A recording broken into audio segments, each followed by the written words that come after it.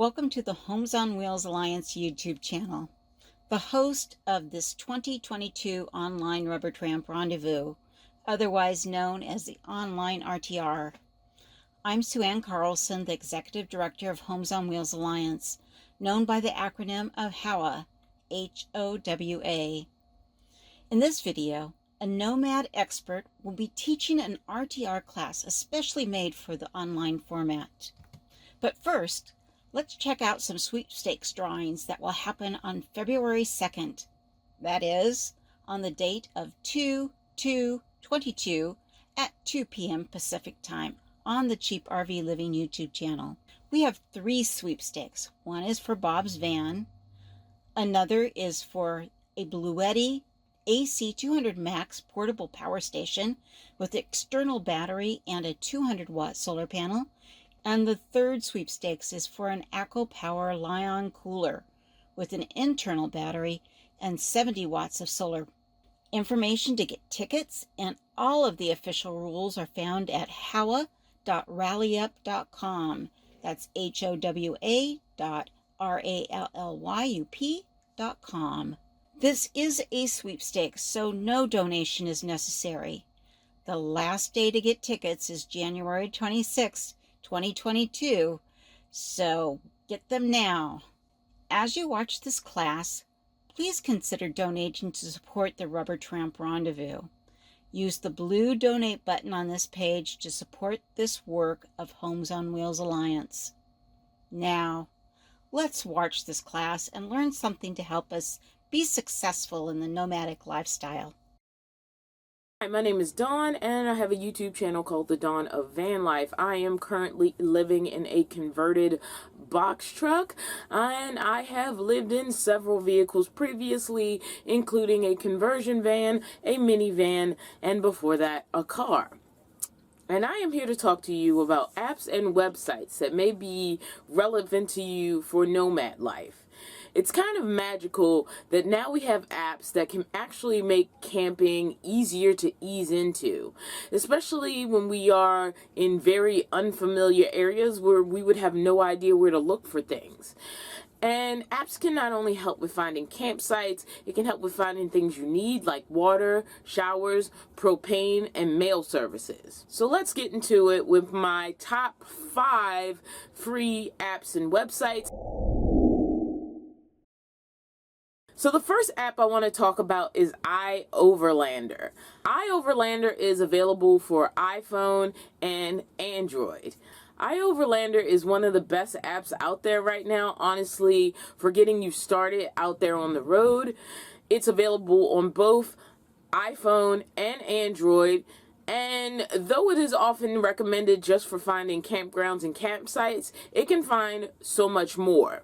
To mention a few things, it offers the ability to find propane, showers, water, mechanics, Wi-Fi, pet services. I mean, there's just a lot there. So when you open the iOverlander app, you're basically going to get the option of looking at things near you on either a map or a list. Both views can be useful for different things. I find the list view is more relevant to me when I'm looking for services, and the map view is more relevant for me when I'm looking for campsites, but you can use either or. The greatest strength of this app, though, is its filter feature. When you first open the map, especially, not even the list, even though you can open the list and then filter out to the things you want, but when you first open the map, you're given this huge spread of land with a lot of dots. Now, these dots have little icons on them that give you a clue as to what they are. So even if you're looking at it in a clump, you know what's a campsite and what's a other type of thing. Then you can use the filter feature to break that down even more into the specific kind of thing that you're looking for, so that you're not just looking for a cluster of dots. The list view is going to be more relevant to me when I'm looking at things like, where do I get propane that's not too far away from where I am now? Or where do I get water that's not too far away from where I am now? What I like about using the map for finding campsites is I can pinch and zoom and kind of move towards an area I want to move toward, as opposed to something that's right near me. Because more than likely, I'm already here. I've already seen stuff here. I'm thinking about what I'm going to move on to. So the pinch and zoom out and shifting the map around really allows me to look and see what elsewhere looks like, what might be available on my path up, down, left, right, whatever direction I'm deciding to move away from my campsite. iOverlander is not restricted to use on your phone. You can go to iOverlander.com and log into the website and also do the same searches with the same filter feature. So in addition to using it on iPhone or Android, if you just like a big screen experience, all you have to do is go onto your computer, be that a desktop or a laptop. I think most people on the road have laptops, but a desktop is not unheard of, and you can do the search on there if that makes you more comfortable than pinching and zooming a phone. You know, preferences vary from person to person, and the website serves up the same information as using it on your cell phone. So the next thing I want to talk about is an old player in the game. It's been around for a while. It's also a user contributed experience, and that is freecampsites.net. Now you can use freecampsites.net on your phone, but the app actually just leads to their website. That's all it does. So all you're going to end up being on is the mobile website if you do use the freecampsites.net app. Because freecampsites.net has been around so long, it is literally just packed with info and campsites and such. What I love about the listings on freecampsites.net is that they are very specific also about the size of rig that went into that spot. So like somebody will say, you know, I went here in a car in a tent. I went here in a 4x4 vehicle. And so it really gives you a lot of information about the road going in, which can sometimes be tough. Not all vehicles are created equal, and not all vehicles are conducive to all spots. If you have a really small vehicle, where it wouldn't do well in a situation where you need some high clearance, usually freecampsites.net is really good about providing that information. And again, this is a user contributed site, but they do ask specific questions when you are leaving your review that contributes to giving you this information. Now, when you get to the homepage, it's basically a big map. You type in a location you want to search around, and then you can either click on the little camp-shaped markings that are on the map side, or you can scroll through the list side, see something that you're interested in, and in either situation you click. You either click on the little, campsite pin, or you click on the listing that you liked on the list. And it's nice to see those two things side by side, and that's why I say this works better on a laptop, because the phone experience is just not as smooth in doing this kind of search. Like iOverlander, once you click on that campsite that you're interested in, you'll get tons of more information about that site that was left by previous users. And the information gets on that website pretty much the same way as iOverlander, and that is somebody went there, they left the first review, and then as other people also went to that site, they may have left additional reviews. Now, some sites may only have one review from like 4 years ago, and others may have continuous reviews over a long period. Always look at the date of the review that you're reading, because the newest review is going to be the most relevant one, and some of these have reviews going back to as early as like 2010 and such. And so you really want to be aware of how long ago that review was left and compare it to reviews and see if things have changed, if there was something weird in the middle that might give you some concern about going there, etc., etc. Some of the things I like that freecampsites.net list is cellular signal. So everybody who leaves a review reports on not only their cellular signal, but what network they have that cellular signal on.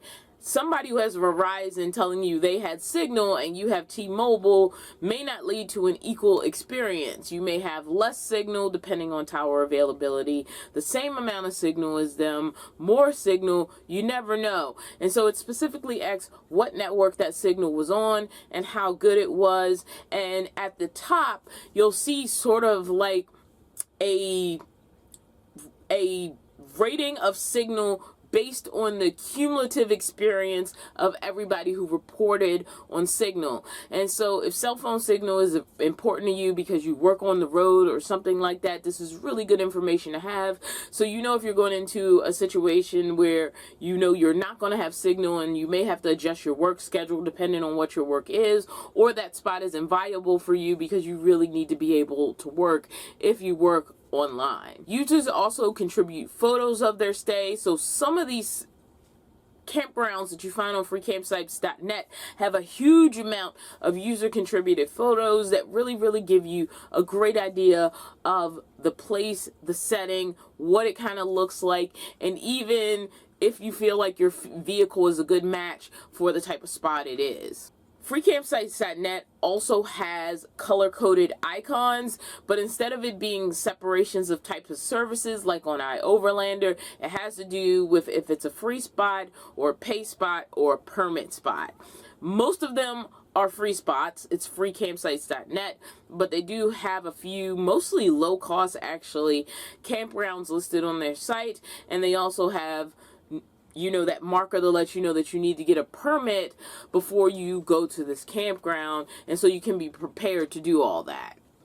So for me, the difference between iOverlander and freecampsites.net is iOverlander I find is good for on-the-spot decisions. Like if I need to make a decision on the spot, I'm somewhere and I'm trying to find something close that I can go to, or even, just planning one step in front of me, that's where iOverlander really is good. Freecampsites.net is good for casting a wide net for sort of long-term planning, because I find it's something I really need to do in front of a computer as opposed to from my cell phone. Even though it will work on your cell phone from the mobile website, it's just not as smooth of an experience to me as iOverlander is on the cell phone, because it's designed for that.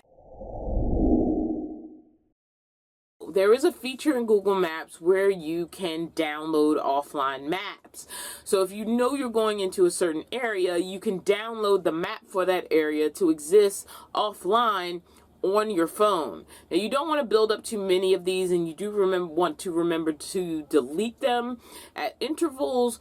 But if you know you might be going into a situation where the signal is sketchy or bad, having that downloaded offline map means Google won't have to search for it to navigate you out of a spot that doesn't have the best cell signal. It's basically like having a digital version of a paper map. So let's talk about how to do this on Android and iPhone. Yay, I have one of each. So on Android, you're going to open Google Maps. Let's do Parker, Arizona, just for our example. So you're going to search for Parker, Arizona. You can zoom and adjust if needed. And at the bottom, you're going to tap either the address, coordinates, or name of the place that you just searched. Then you're going to go to the three dots at the top corner, click that, and choose download. You'll get a little box that shows you what you're saving an offline map of. You go ahead and save that map, and that map will be stored on your phone so that you can use it even if you don't have the cell phone signal to pick up Google Maps. On iPhone, it isn't really much different. You're going to open Google Maps, and for fun, let's do Parker again. You scroll to the bottom where the name of the place, the address, the coordinates, whatever it is, and you hit the download option. You make sure you have most of the ground you want covered. It's okay to be a little bit bigger than what you actually need. And then you hit the download option, and once again, that map's going to download and hang out on your phone till you get rid of it. And that way, if it needs to map that area that was in that square, it can do it, whether you have the best cell phone signal or not. And at the very least, that should be able to get you into some area where if you need to now map yourself into an area outside of that box, you got as far as you needed to do to be able to do that. Does that make sense? Okay, my next one is a website, but the website does have a mobile version that can be used on your phone. But for the example, we're going to go to the website online, and that website is primowater.com. nomadic.com. I literally use this website all the time to find water. I find finding water in some areas is easy, and in other areas not so much. I was used to going to Walmart and always finding a water dispenser, and I found myself in areas where the Walmarts did not have water dispensers and wondered where I was going to find one to fill up my water jugs. Now, some people have two different waters in their rig. They have drinking water, and then they have non-potable water that they use for things like washing, toilets, sinks, showers, etc. It's good for washing and cleaning and flushing, but not good for drinking. And then they have separate drinking water.